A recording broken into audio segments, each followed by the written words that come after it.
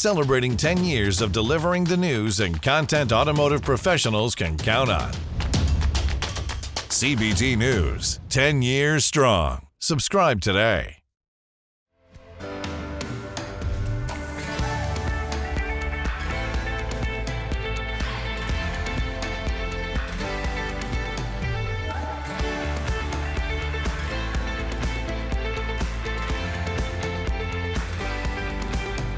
Welcome to CBT News with Bridget Fitzpatrick. Good morning, everyone. Welcome back to CBT News. I'm Bridget Fitzpatrick. Thank you so much for joining us today. Here's Chris Riggins with today's top stories. Thanks, Bridget. The Federal Trade Commission is sending $9.8 million in refunds after suing the Napleton Automotive Group for discriminatory practices. The suit, filed jointly by the FTC and Illinois State, accused the company of overcharging black customers across several dealerships.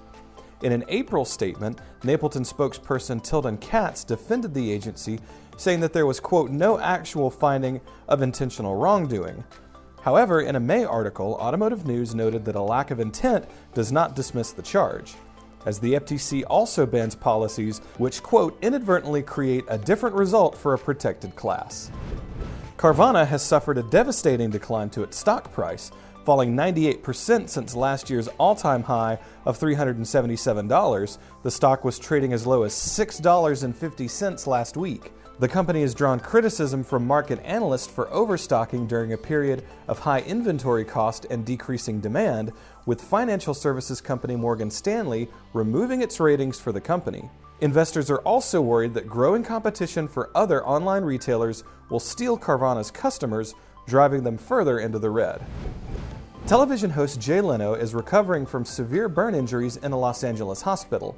According to the Washington Post, the 72-year-old was working on an antique vehicle in his garage when he was sprayed with flaming gasoline. In spite of serious burns to his hands and face, he has since confirmed with NBC News that he is not in danger and expects to be back on his feet in the coming weeks. Of course, we wish Leno a speedy recovery. Lucid Motors released the latest details for the new Air Touring and Air Pure just before a live-streamed event showcasing all four of its sedans for the first time. Both Air models contain noteworthy features, such as the Touring's dual-motor, 620-horsepower engine, and the Pure's estimated 410-mile driving range. Electric reported that the Pure sedan will also be charged for a 200-mile drive in just 15 minutes on a DC fast charger. The automaker has a lot more in store for 2023 and is expected to make additional announcements before the year's end. Don't go anywhere. Coming up next is Charlie Chesbrough, Senior Economist and Senior Director of Industry Insights at Cox Automotive. We'll be right back. Delivering the news dealers count on for 10 years. Subscribe today and join thousands of other automotive professionals. CBT News, 10 years strong. Today on Inside Automotive, we're pleased to welcome back Charlie Chesbrough, Senior Economist and Senior Director of Industry Insights at Cox Automotive, to walk us through October 2020's new vehicle U.S. auto sales. Check it out. The new vehicle sales volume has been stuck around 1.1 million mark for several months now. With October sales in, how did the U.S. auto industry fare? Actually, October sales were a bit of a pleasant surprise.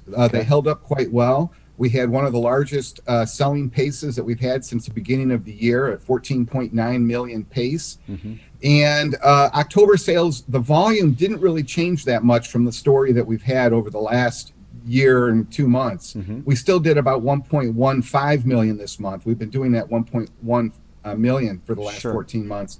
So the volume didn't change much. But what's interesting is that normally we see a bit of a downtick in October. Mm-hmm. The market kind of pulls back a little bit as we get through the Labor Day sales in September. When new model years kind of roll out, we see a little bit of more activity, and there's a little bit of a break before we get into the Christmas discounting and the Christmas sales activity. Mm-hmm. That didn't happen this year. The sales actually held up in October. Daily selling pace held up quite well. There wasn't any downtick from September. Okay. So all of this suggests that maybe the inventory situation is improving out there, even as interest rates make buying that much more difficult. Yeah, wow. You mentioned an October surprise. We always hear about an October surprise in politics. Did anything surprise you in the latest sales data?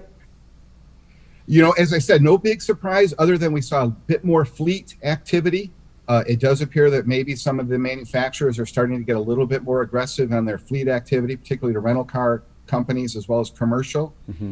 So that's, again, a bit of a pleasant surprise, because to me that suggests that the inventory situation has improved dramatically and that they have more product that they could send off to the fleet companies. So that does, again, suggest that the inventory situation on the ground is changing. No other big surprises for the month, as I said, other than I think most folks are pleasantly surprised that with all of these interest rate increases that we've had and concerns about the economy, vehicle sales have still held up. It's hard to point to any kind of big disruption to the new vehicle market or used vehicle market in the wake of these rising interest rates, at least in terms of demand. All right, be sure to watch this interview in its entirety right here at cbtnews.com. That wraps up our show for today, but we invite you to join us back here again tomorrow morning for all the latest news and trends impacting the retail automotive industry. And be sure to follow us on TikTok, LinkedIn, Facebook, and Twitter. I'm Bridget Fitzpatrick. Thanks for watching and have a great day. Thanks for watching CBT News, the voice of the retail automotive industry.